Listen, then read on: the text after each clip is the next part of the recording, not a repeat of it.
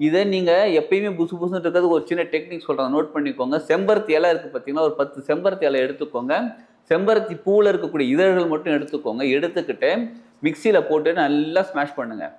நல்லா ஸ்மாஷ் பண்ணுங்க. ஏன்னா, அவ்வளோ சீக்கிரம் அந்த செம்பருத்தி இலை இதாகாது, உடையாது. ஐ மீன் இதா அரையாது. ஒரு என்ன சொல்லுவாங்க, பேஸ்ட் மாரி ஆகாது.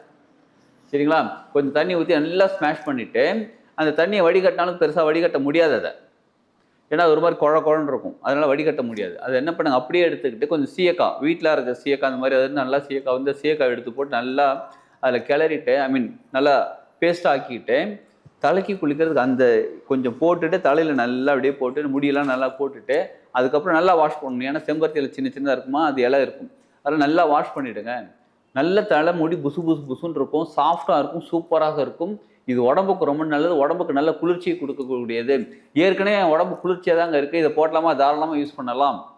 என் உடம்பு சூடா இருக்கு. நீங்க தாராளமா யூஸ் பண்ணலாம். சரிங்களா? இத யூஸ் பண்ணிட்டு அதுக்கப்புறம் நீங்க என்ன தடவுனாலும், உங்களுக்கு அந்த முடி புசு புசுன்னு தான் இருக்கும். நல்லா இருக்கும்.